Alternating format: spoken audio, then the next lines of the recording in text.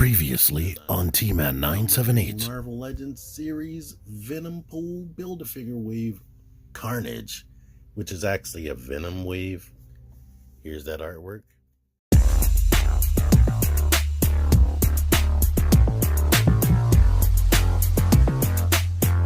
T-Man 978 Chill Review. Hello everyone, T-Man 978. Thanks to Name for Comments, I'm able to bring you my first and only Masterpiece Scale Combiner review, Chill Review. Right now I'm going to go over a few of the things with this Assaultus upgrade kit right here. Comes with this card with Assaultus on it right here. Right there, you can read this if you want. And it comes with the instruction manual and all this stuff right here. But before we get to that, here are some things I didn't show off with in cursus. Number one, I didn't show that the pegs go into the side of this and it flips in upside down. And there is a little tiny button right there that you have to push down. Oh, wait, before you can do that, you need to unlatch this right here. Now you can push that and like stretch this out, and it is a pretty free moving turn right there, so yay, cool. Now to start with the upgrade kit, flip this up and that up, separate this, bring it out to the side and bend it like that. You can take these, I'm guessing this would be weapon storage or weapons canisters, peg those together and go ahead and flip this out like a ramp, plug it into the side of his legs right there, try to make this meet the other side as best you can. And now he's wider with a little ramp. And I guess you're supposed to do things like have their blast off on here. It's still not long enough per se. No, it's long enough for him to be on there. But yeah. He had like a little base mode and a G1 toy, so this is what this is representing. Here's something I'm encountering on putting the legs back straight. I can't make it go straight, so I suggest stretching the legs out, then making it straight, and then pushing the legs back in to get him back into his normal truck mode. One thing I should have shown off first is you can clip these canisters onto his back. Lining this up is a bit tricky, but yeah, there we go. Now you can take all the ammo into battle or whatever, and you can take this big gun, replacement Bruticus gun, and plug it in between the two cannons, and now you have the big gun right there. So yay. Here's Onslaught with the new chest on. How to get that on, here's some footage you're gonna see again maybe in this video. This needs to be unscrewed and that needs to be unscrewed. Once you unscrew it, this chest piece that was together like this, separate it, get them in the same orientation as this, pop that off, plug in a new one, do the same for the other side and just screw it back on. All right, there you go. This is what he looks like. Yeah, I believe this is toy accurate deco right there.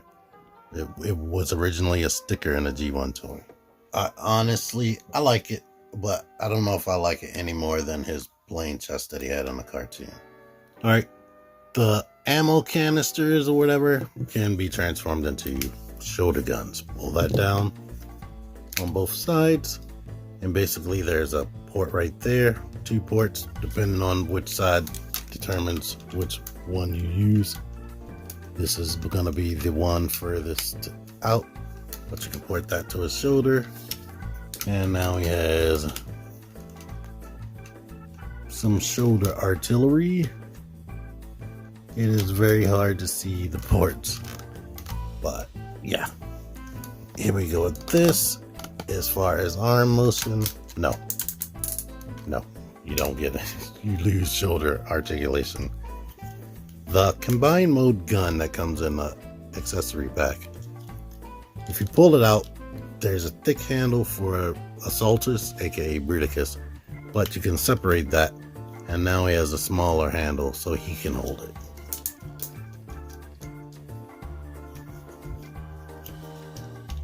Just pegs into the hand as normal. I'm not going to show this later, but same deal for the Assaultus. So it's an option that he can have this big giant mega gun if you want. And I didn't show this off, but this gun also has the same thicker handle feature. Most of these figures, none of them are terribly trash, but they all have individual issues that can take away the fun, like namely this guy not having an ab crunch. He's the only one that doesn't have an ab crunch. If he did have one, I probably would like him the most, but I think I like Brawl the most because I like his proportions and I don't have too many problems with him outside of I don't have too many problems with him. I have more problems with all the rest of them, like the way their legs look, him having short biceps and the head popping off easy. Both of them have these clunky crotch skirts and odd looking ankle pivot. All of them have weak limited ankle pivot except this guy. He has good ankle pivot, but my main problem with him is the proportions. Torso is way too long, but they needed that for the combined mode. It honestly needed to be longer. He should be honestly probably about that much taller, if not even bigger, for the combined mode, but we'll see that later. But they're all decent, but yeah, they are not super duper spectacular. They are, like I said in a lot of these videos, they are better looking versions of the Zeta figures to me almost. If you like the Zeta, you should probably like these more because they look better. But you almost get the same thing. Except the aesthetics look, like I said, the aesthetics look way better, but their articulation is pretty much on the same level. Alright, size comparison since I was not able to do this. Let me just put Onslaught in the back, because he's the longest. Kind of already showed this off, but there you are with that. Here is this right here with Brawl, and yeah, here's everybody on the screen at once. I like all of these very much. I like Swindle the least. He looks, it's just a lot of compromises to his design. He doesn't look as sleek as this space shuttle over here. Doesn't look as realistic as this helicopter. Not as sleek as this and realistic. There is just a lot of liberties, like the seats don't look like real seats and whatnot. Here's all this junk hanging out down there. All this wheel fell off, but yeah. But they're all cool in their vehicle modes. I transformed all these guys into their combined mode, and all the previous videos in the series, I'm going to have a link to each individual video in the description. But basically, this right here slides into that, while this goes up into that cavity. So basically put that into the cavity, or kind of like bend this and slide it into here.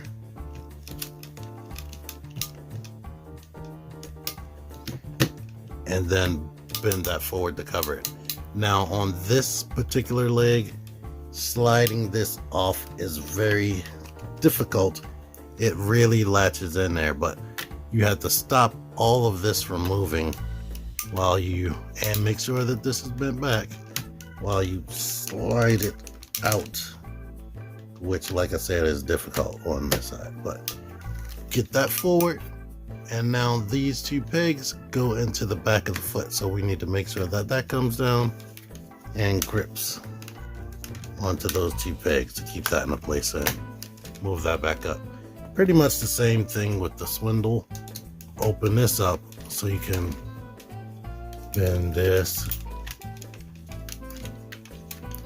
groove that into place, and swing that forward on top of that bumper and bring this down onto the two pegs. It slides off way easier on that side. I don't know. Maybe they figured this needed more reinforcement because it's heavier. Connecting the arms. There is a little panel like right here that you lift up, and you take this connector piece right there, slide it in, and shut that connector. That kind of reminds me of the Solitachicoken Voltron, and on this side it's the opposite. Instead of lifting up from the back, it lifts up in the front. Put that in, shut it, and in theory that should lock it into place. Right, take it in, look at them. I'm gonna have to put the camera closer in order to manipulate this thing, and I don't feel like leaning over in front of the camera and you won't be able to hear me and all that. So look at them. I don't typically, if you watch my channel enough, I don't usually do a whole big glorious final thoughts thing at the end of my videos. Pay attention to everything that I'm saying while I'm saying it, so you can take notes on whether you like this thing or not. While we're here looking at it right now, one of my main gripes with it, because I'm probably not going to be able to show that well when I get closer, the proportions. I don't like how the midsection is sunken in. I don't really like that. One thing I typically always hate with combiners is the proportions of the arms. See how technically this part and that part are his elbows? Like on a normal typical body, your elbows don't start that high. Now I know you could argue that this is the beginning of the elbow right there, but you need all of that to actually use it. Now in a pose, it probably won't look that bad and you'll be able to see, but here is another figure where the elbows are where they're supposed to be, like right above the waist or right above the hips. But yeah, let me start turning them around while we're still at a distance. There's that side.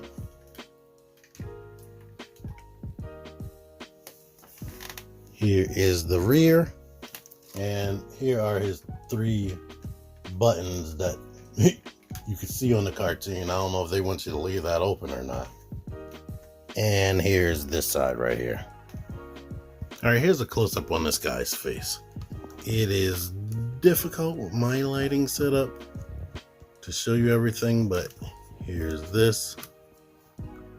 There is a taste of hollowness back there, but just like with the Onslaught, the lights came on. I don't know if you can tell, but they're on. But the head can look up, can't really look down, and it doesn't tilt side to side or anything. It does rotate. I'm hoping the lighting is good enough so you can see the details on the body and whatnot.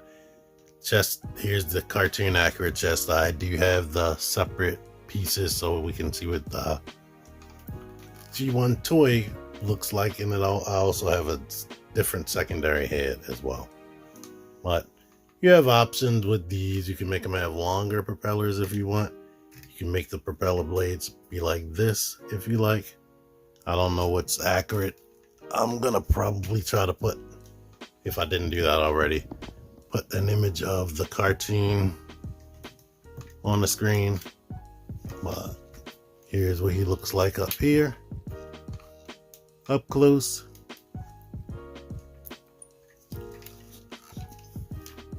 Yeah, so you can see everything up close.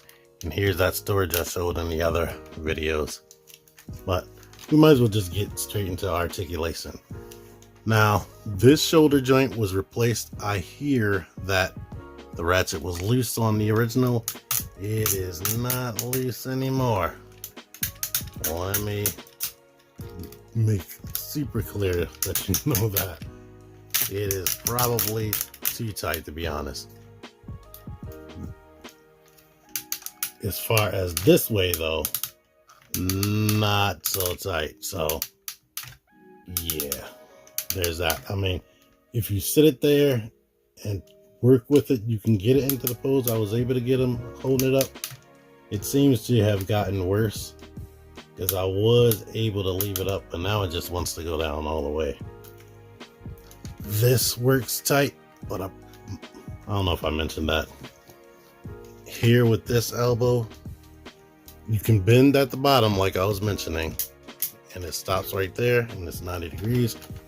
And maybe that is no, it's still too high, but you can come forward more if you make sure these panels aren't tabbed. Should be able to, come on, rock the panels up and get an over 90-degree bend on that. This arm rotates there, can kind of do that, but it fights you a little bit less because his panels aren't so overbearing, and that arm goes well over 90. As you can see, he's holding their version of Onslaught's hand, and pardon me for not using their fake names. I do not remember them. I'm not trying to remember them, to be honest. But you have this, and you only get this bigger gun if you get the upgrade set. So keep that in mind. They developed this thing to work all in one, and his gun was probably this big in the cartoon. But they definitely also designed it to be able to use that upgrade kit for the people that wanted it. But the thumb is good. It has the movement down here, has a ball joint here so you can get that spinning any type of way, and it has two joints right there, which is really good for getting that thumb in any type of position. I was mentioning how thumbs are an afterthought in the Onslaught's review, but they overthought it right here, so that's good. Each one of these fingers are on 1, 2, 3 joints. They do not splay open, but I was gonna try to separate it and see if I can do a clenching motion like in a real human hand. These cannons can aim forward and back. He has access still to the ab crunch. And since this thing has like 2 waist swivels, when you lock it, this part in place, you can still rotate right here on a strong sounding ratchet. These can swivel here and move in like this. They really don't get in the way, to be honest. But you have that hip joint and you have a bending joint right here so the leg can go out, but you can do this and get it out further. And of course, this can kick forward. It cannot hold the weight of these legs. Goes back and it can swivel here. Like I said in each one of these individual reviews, most of these figures are, well, all of them are made out of thick, heavy plastic that kind of feel like die-cast, even though they don't have die-cast. Then you got this knee joint on this leg. It's not as tight as you would want, but he can still stand up, but it bends like that. This knee right here doesn't droop down like that one, but it still has the same motion. And let's get down to the ankles. When it comes to the ankles, the ankles probably work a little bit better than the individual feet of the individual robots, but this is still the widest stance with both feet flat on the floor right there. You get a little bit of rock forward and a tiny taste of a rock back. But here's the problem. This, even in the regular individual robot mode, does not, well, that's it, rocked forward. This doesn't lock into place well, and this moves just free as hell. There is no ratchet system, and the same thing goes over there. So it's reliant on friction, and if I have any gripe with the figure, or if the figure has any type of issues, the stability is very difficult. You will be working with this thing like crazy to try to get him in a good pose. If you have Fans Toys Terminus Giganticus, you know exactly what I'm talking about. Like, if I move these arms forward, he's gonna want to lean forward, and those feet, as I mentioned, they don't really lock into place. There's like no ratchet system, it's all friction. So yeah, this thing is heavy. The upper body is definitely heavy because Onslaught is heavy. So there's risk of him toppling over. So you definitely have to rotate the hips and play around to get him into a good position and move the arms around so he won't just plant himself. Well, let me try to get him in a pose. I was able to get him in this pose, but yeah, the proportions, his upper torso is so small. I think the torso should have been bigger. The legs are great looking and the arms are great, but the torso is just so small looking. And it just throws everything off.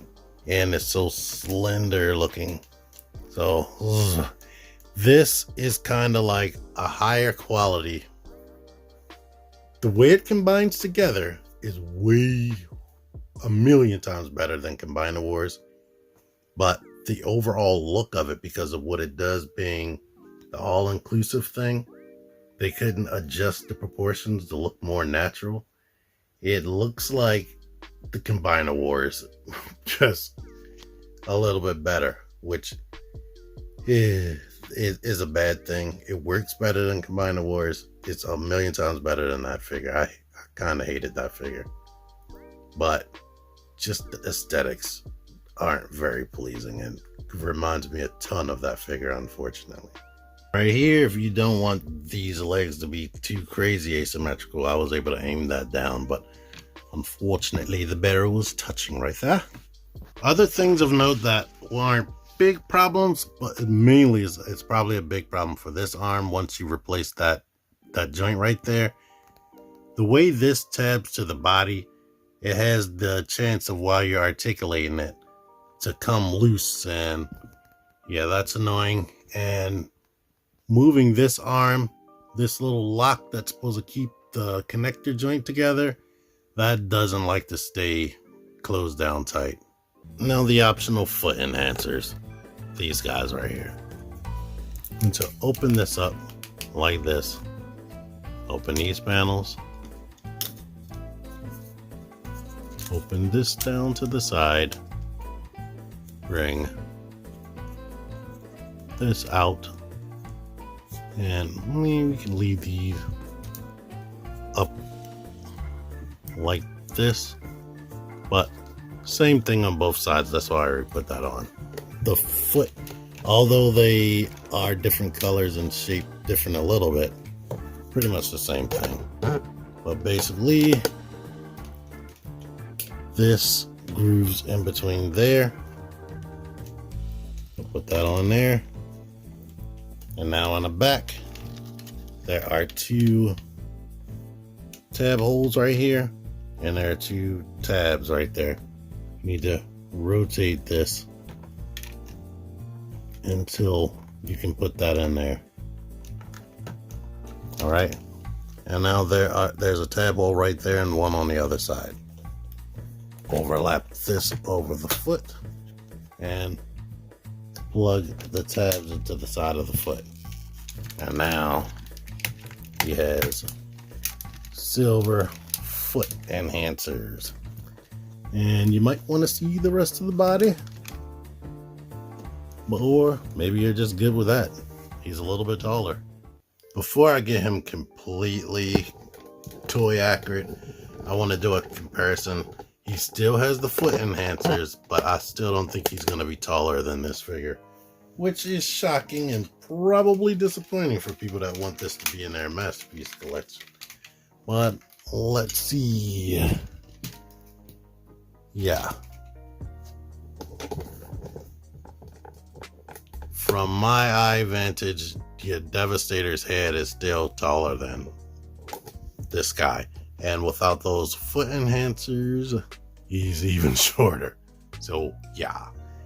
I've been having this Devastator with my masterpiece figures for a long time because the individual robots are definitely masterpiece scale. They're not masterpiece quality, but definitely the scale.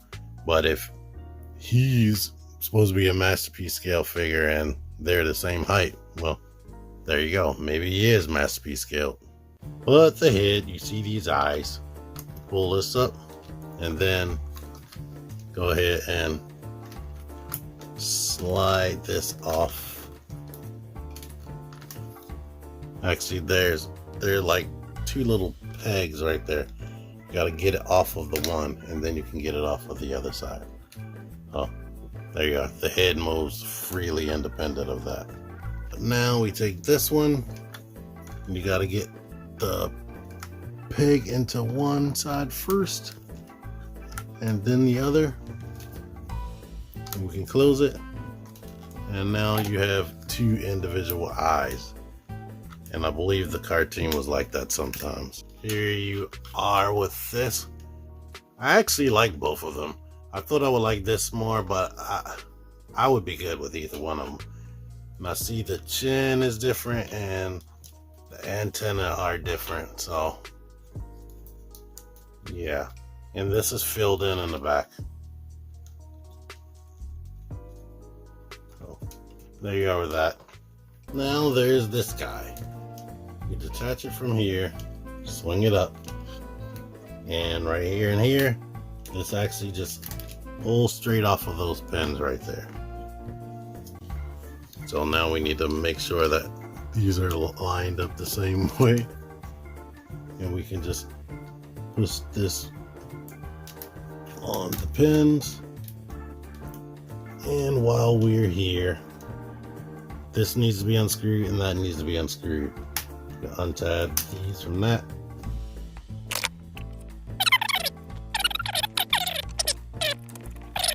Here he is in his full-on upgraded look.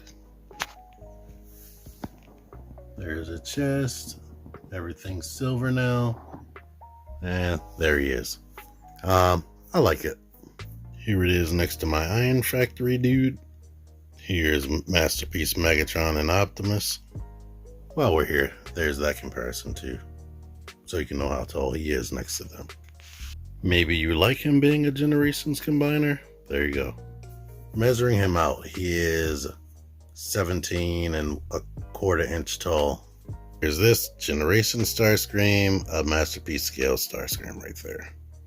So if I do have to give some type of final thoughts type thing, the full-on combined mode of this, it's fun that it can combine, but the individual robots are fun by themselves, to be honest. It's not very stable, but it does work, and they accomplish what they're trying to do with the whole all-in-one thing. But I dislike the proportions, and yeah, that's just my main issue, the proportions. But the stability, I can get around that, even though it is annoying, especially with the feet not locking into place and whatnot. All right, so now it's like 2 days later from that footage, and I just realized that I didn't film any type of my regular formal outro. And I disassembled this thing before I took the thumbnail picture, giving myself extra work to do.